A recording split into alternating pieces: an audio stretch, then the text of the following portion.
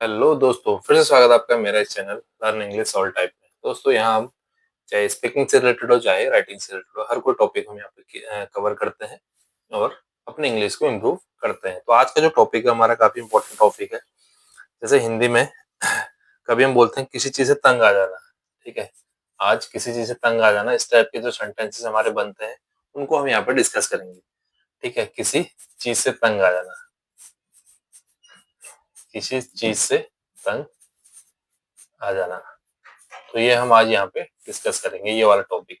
अक्सर हम बोलते हैं अपने डेली यूज लाइफ में, मैं तुमसे तंग आ चुका हूँ, मैं तुम्हें डेट करके थक थक चुका हूँ। अब आपको लग रहा होगा यहाँ पे, चलो अभी जब सेंटेंस बनाएंगे तो तब क्लियर करेंगे। मैं तुम्हें डेट करके थक चुका हूँ, यानी थक चुका हूँ या तंग आ चुका हूँ। बात देखिए है, मैं तुम्हारे साथ रह रहकर थक चुका हूँ, या मैं सोने से तंग आ चुका हूँ, या मैं पढ़ने से तंग आ चुका हूँ। इस टाइप के सेंटेंस हम आज देखना है।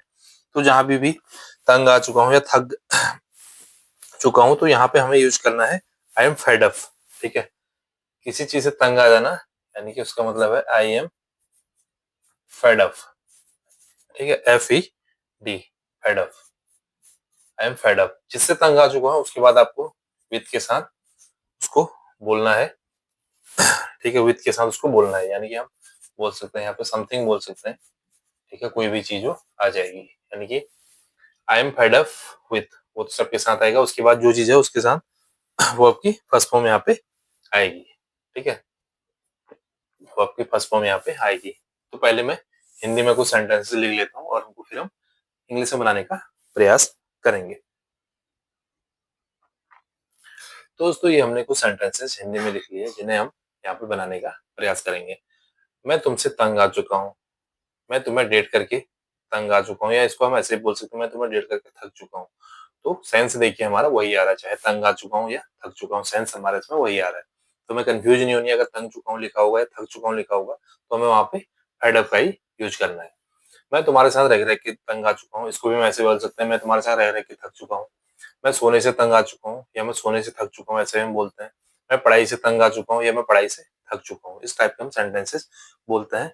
तो देखिए हम इनको यहाँ पे बनाने का प्रयास करेंगे। मैं तुमसे तंग आ चुका हूँ, मैं तुमसे तंग आ चुका हूँ, तो सीधे सीधे मैं के साथ तो आई एम ही होगा। तंग आ चुका हूँ फेड अप। ठीक है, यानी कि मैं तंग आ चुका हूँ या मैं थक चुका हूँ, सीधे सीधे हो जाएगा आई एम फेड अप। उसके बाद किस चीज से हम तंग आ चुके हैं, उसके बाद विद आएगा। किससे तंग आ चुके हैं यहाँ पे हो रही है, तुमसे तंग आ चुका हूँ यानी यू, यानी कि यू। ठीक है, मैं तुमसे तंग आ चुका हूँ, आई am fed up with you. ठीक है, वह मुझसे तंग आ चुका है। ठीक है, तो यहाँ पे वहां पे क्या आएगा, ही is fed up, he is fed up with मी। वह मुझसे तंग आ चुका है, यानी कि ही is fed up with me. ठीक है, इस तरह के सेंटेंस हमारे इसमें बनेंगे। मैं तुम्हें डेट करके तंग आ चुका हूँ, या मैं तुम्हें डेट करके थक चुका हूँ, यानी कि आई की बात हो रही है यहाँ पे। I am fed up, sorry F आएगा, I am fed up with तो आएगा आएगा, क्योंकि हम थक किससे हैं, यहाँ पे किसकी बात हो रही है, आपको डेट करके, यानी डेटिंग यू। ठीक है, यानी डेटिंग यू, डेटिंग यू। ठीक है, आई am fed up with dating you, मैं आपको डेट कर चुके थक चुका हूँ। जो भी दोस्तों इसके बाद ना अगर कोई वर्ब होगा, जैसे यहाँ पे डेट करने की बात हो रही है, डेट करना, तो डेट तो उसके साथ हमारे साथ आईएनजी आएगा। ये भी आपको चीजें देखनी है। देखो यहाँ तो हमारी वर्ब कोई है नहीं, लेकिन यहाँ पे डेट करना, डेटिंग। ठीक है, यहाँ पे रहना, लिविंग, यहाँ पे सोना, ठीक है, स्लीपिंग, यहाँ पे पढ़ना, स्टडिंग। तो अगर विद के बाद कोई वर्ब आती है तो हमें उसके साथ हमेशा आईएनजी बोलना है।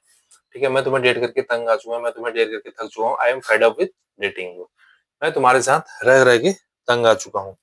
ठीक है, पहले तो सीधा हमारा वही बन जाएगा structure, I am fed up.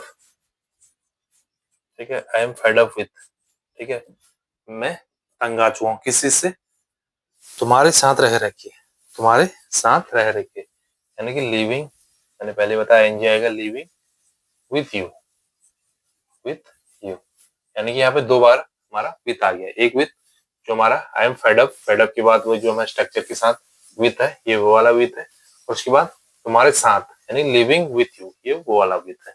ठीक है, अब अगला है दोस्तों, मैं सोने से तंग आ चुका हूँ, मैं सोने से तंग आ चुका हूँ। फिर ये हमारा सीधे सीधे बन जाएगा, आई am fed up, I am fed up with I am fed up with, किससे तंग आ चुका हूँ मैं? सोने से। तो यहाँ पे सीधे सीधे हमारा आ जाएगा स्लीपिंग, सीधे सीधे हमारे यहाँ पे आ जाएगा स्लीपिंग, क्योंकि वर्ब के बाद अगर कोई स्लीप के बाद सॉरी विद के बाद कोई वर्ब होती है तो हमारे वो वर्ब के यहाँ पे आईएनजी लगेगा।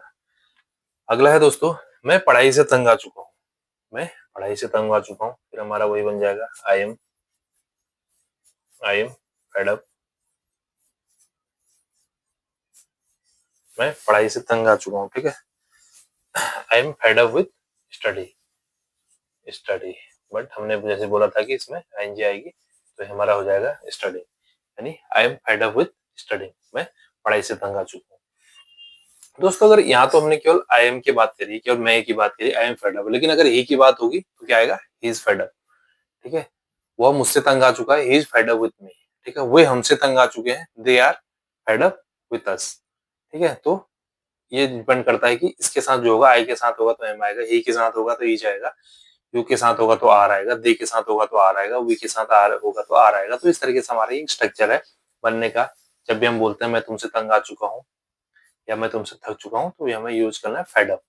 फेड अप इसका मैन वो होता है, आई एम फेड अप या वी आर फेड अप या ही इज फेड अप। तो फेड अप, तंग आ चुका हूँ या थक चुका हूँ, फेड अप के साथ हमारा ये सेंटेंसेस बनेगा। और ये स्ट्रक्चर आएगा विद के साथ आगे बनेगा, विद के बाद अगर वर्ब होगी तो उसके साथ हमारी आईएनजी आएगी। दोस्तों ये तो हमारा स्ट्रक्चर काफी इंपॉर्टेंट टॉपिक है, क्योंकि इसमें जब भी इससे रिलेटेड हमारे हम स्पीकिंग करते हैं, राइटिंग करते हैं तो फंसते हैं। तो एक चीज ये भी विशेष ध्यान देना आपको, तंग आ चुका हूँ या थक चुका हूँ, अगर आप हिंदी में सेंस देखेंगे तो सेंस दोनों का एक ही है, तो इसके लिए हमेशा फेड अप ही हमारा आएगा। दोस्तों ये था आज का टॉपिक, उम्मीद करता हूँ अच्छा लगा होगा। और देखो दोस्तों एक चीज हमेशा नोट करें कि मैंने यहाँ पे केवल 5 सेंटेंस बनाए हैं, तो आपको 5 सेंटेंस नहीं बनाना है, आपको कम से कम 20 सेंटेंसेस बनाना है प्रैक्टिस के लिए। आप खुद ही हिंदी में बनाइए, खुद यहाँ पे प्रैक्टिस कीजिए। अगर कहीं फंसते हैं आप तो कमेंट बॉक्स में बताइए, हम आपको बताएंगे कि कैसे बनाना है। तो आपको बिल्कुल भी घबराना नहीं है और ज्यादा से ज्यादा प्रैक्टिस करनी है। Practice more and more, more and more, more and more, more and more, यानी ज्यादा से ज्यादा, ज्यादा से ज्यादा। मैंने 5 बताया तो आपको 20 करना है, क्योंकि हम 20 बताएंगे तो शायद हमारा वीडियो लंबा हो जाएगा, क्योंकि आपके लिए काफी बोरिंग हो जाएगा। तो ये था आज का टॉपिक, मिलता है अगले वीडियो में कुछ और चीज के साथ, तब तक के लिए बाय बाय।